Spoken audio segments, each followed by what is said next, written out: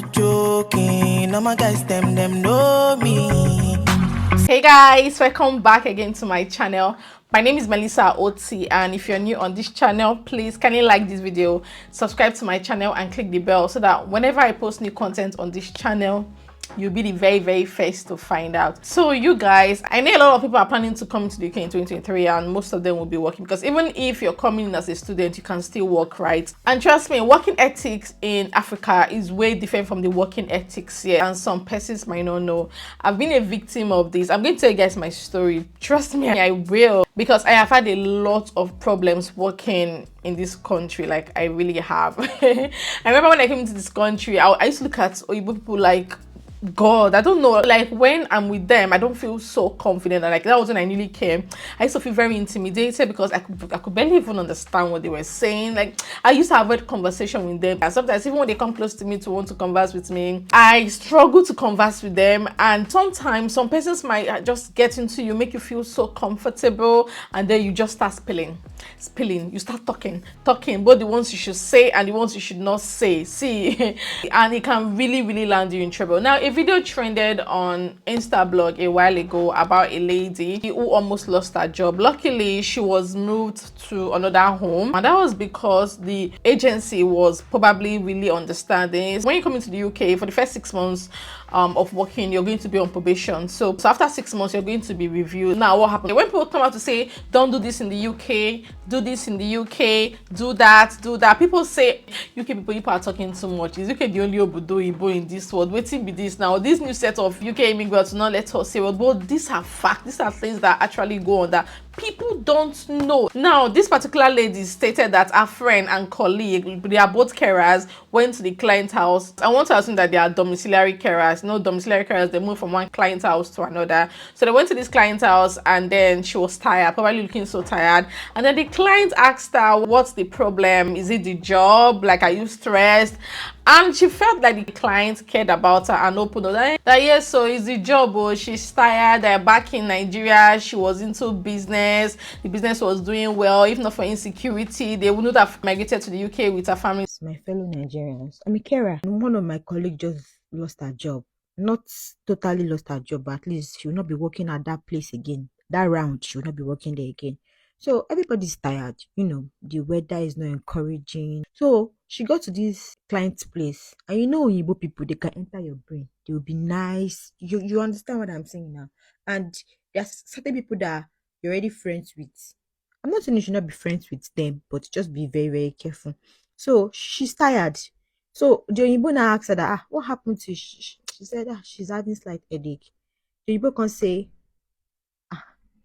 is it the work? Are you tired of the job? She now said, I'm very tired, dude.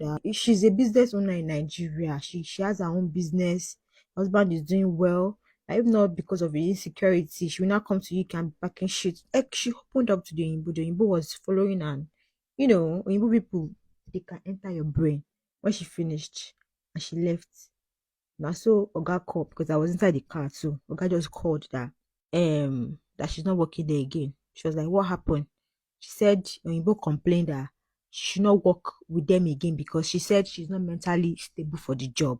Now, some persons feel so comfortable when they are with their colleagues, be it black or white. Now, this is not me stereotyping or anything like that, but to be honest, it's really common. Like, you come to work and then you feel so relaxed to work. It doesn't even make sense, to be very honest. Like, aside the UK, wherever you find yourself, even in Nigeria, it's not even ideal for you to bring your family problems and start talking to your colleagues, or start talking to your boss, or start talking to your clients about it. Like, it is so unprofessional, very unprofessional. Now, what happened to me? I remember when I came into the UK, my first job was a support worker role. Now, while I was on the job, I felt pregnant, and my first trimester symptom mainly was sleeping. Like, I can literally sit down with you now and I would doze off. It was so bad. I was always conscious of where I go because I was sleeping off left, right, center in the bus. Like, so many times I would board the bus, I would sleep off, and the bus would take me round and back to the bus station. So when I get to the bus station, I realize, oh my goodness, I've messed up, and then I'll have to remain there for a new set of people to board the bus and then restart my journey. It was that bad, and I was working. Now, working as a support worker in a supported living environment is an easy job. It's not too tasking compared to like working as a dorm carer, home carer, living carer and all that. This one, most of them are very okay. All you just need to do is to boost their independence, like take them out. Sometimes we won't take them to KFC, and they will give you money for you to eat while they are eating. Like, the main aim is just to make them feel independent, feel like normal people. Do you understand? So sometimes, especially during summer, most of them will go on holiday. Some of my colleagues took some of them to holiday. Like, you can literally take a client to Paris, Barcelona. You can just travel abroad with a client job. I liked that job, I won't even lie, I loved it. I think I've talked about it on this channel before. Now, that period, most of our clients traveled, and it was just like, I think 1 or 2 in the house. So it was so boring, and most times they can do things themselves. All you need to do is, like, you need to be cooking for them. I think that's like the main thing. Then you clean, tidy up, arrange your clothes and all that. So sometimes you do everything and there's nothing to do. All you just need to do is sit down, press your phone, and be watching TV, right? So that was a problem for me. As I mean, I was always active on the get-go. I would have been able to fight sleep, but that period I was always sleeping. Like, I was always sleeping. No clients in the lounge. Let's say just one client, and the client is upstairs in his room doing his own thing, and there's nothing to do. Probably 2 colleagues or 3 of us will just be there. And sometimes I would doze off. I'll wake up, I would doze off. Not like I would just relax and allow myself doze off. I used to like fight it. Sometimes I would stand up, chew chewing gum, take coffee. That was when I started drinking coffee. Before, I wasn't even drinking coffee. Walk around the house, look for things to do, just to make myself feel very relaxed. Now, what happened? Because I was pregnant, everybody knew I was pregnant, and then they'll be like, they call me Kem. My name is Inkem, so they call me Kem. Like, Kem, are you sleepy? I'll be like, yes, I'm really sleepy. I'm tired. This baby. Like, don't worry, relax, sleep. No, don't worry, it's fine. Just sleep.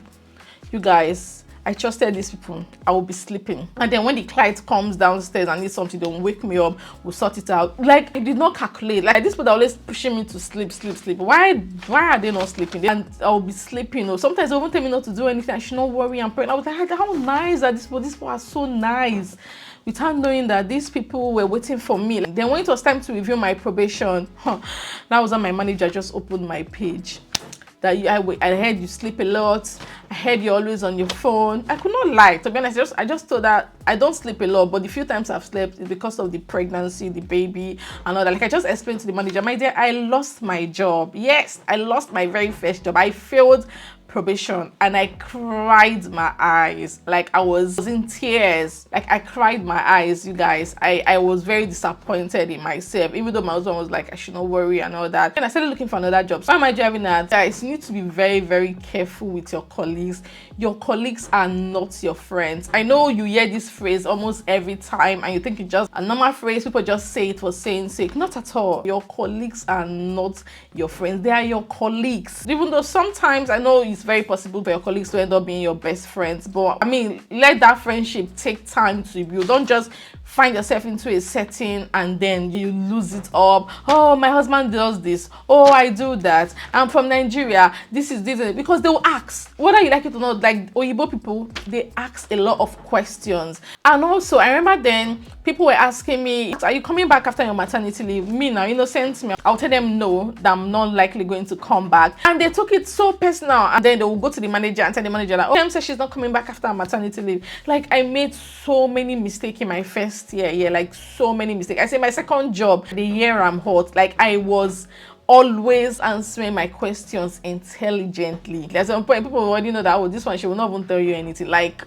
down to the littlest of information, you will not even hear it from me. The only information you will hear is things that concerns the client and our working environment. Oh, I just finished this client did this resident did that. That's the only thing you will hear, because I learned the hard way. And I know a lot of people out there that come in, they don't really know these things. You come and you feel so relaxed. Make sure anything you're telling them has to do with your profession, the clients, residents. Like, keep a very professional relationship with your colleagues. Like, don't get me wrong, in this case now, I'm sure the woman was just, man, the way we Nigerians talk now, oh, it's the job, or me, I'm just tired of it. Doesn't mean that you want to quit the job. And then most times they'll come off as so calm, like they care, they really want to hear what you have to say. Man, this is your client, somebody you're to look after. How can you go and be telling the clients you're supposed to be looking after that you're tired of the job? Like, like, do you get the point? And what comes with being a carer and all that. So be like, oh my god, instead of this person to come and be working in my home and not be happy and not be comfortable. It's better I just tell the management that she's not mentally okay to do this job or take up this role. Of course, I don't blame the client, because that's what everyone in this house shoes would do. What was she expecting the client to tell her? To be like, oh, don't worry, to start encouraging you to keep up with your job. Like, what for? Is she your friend? Is she your family member? No, she's your client, somebody you're supposed to be looking after, and you're already opening up. Trust me, a lot of people make this mistake. She's even very lucky that they just moved out to another home. That is even enough to lose a job. I want to believe that the agency were just being really fair on her, and then they moved out to another job. Like, you guys, there are so many reasons why you can easily lose your job in this country. So many reasons, and one of the top reasons is through word of mouth, like talking too much. I can't overemphasize on this enough, you guys. Even something as little as medication error. When it comes to medication, like, there's a way it's normally arranged, like they know the day it should finish. Like, if you fail to give a resident or a client is on medication, they would know. It will be so clear. Let's say if somehow you forget to give a particular client a medication, and then when you remember, it's already too late. There's something called duty of candor. You have to go to your manager or nurse or whoever that is higher than you on duty and explain yourself. Or let's say you forgot, like yesterday, and you come to work today, you have to go and report yourself. Like, you just have to. It's called duty of candor, that, oh, you actually forgot to give this client's medication because blah blah blah. Explain yourself very well. Then whatever happens. But I don't think they will sack you anyway. But yeah, you have to say it, and you have to document it too, because if they find out, or if your colleague finds out, most times they won't even come to you. And though some colleagues have been really nice, I'm not trying to say, oh, everybody is bad. I'm just saying that is how they are, right? They would, once they notice, they notice that you're the one on duty and you did not even fill the medication form, you did not sign, they'll go and report immediately that somebody, or they notice that so person did not give this client medication, and it will become a very, very big problem. So when you find yourself in a new setting, a new environment,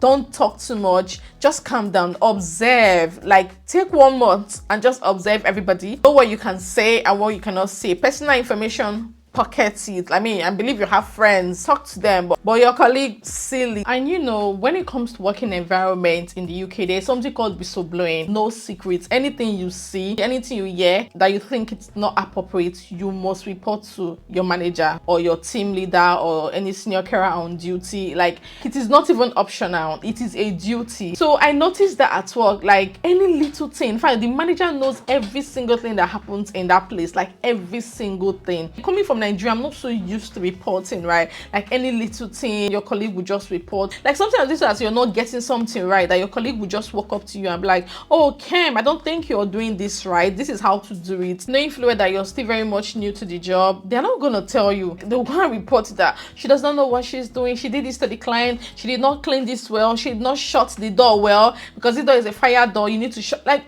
little things like that. That is exactly what your colleague can do to you. And if you're not used to it, to come as a shock to you. But someone like me, I'm so used to it that it's even nothing to me. If you report me to the manager, I'll go to the manager and explain myself what will happen, what's the worst thing that will happen. Do you get? But if you're new, it's only gonna get to you. And also, when you're new in this country, to even start with, like, you're new to everything. This system, every single thing is new. It will be by the grace of God that you will not even fall into depression, because you'll be so lonely, especially if you come alone. Everything is new. You don't even understand something as little as crossing the road, and then you're having work problems. That's why when you come across information like this on social media, it's just best to watch it, listen to it, and just learn from it and practice it when you finally find yourself in that setting. It's very important. Thank you so much for watching this video. Share with me your thoughts in the comment section.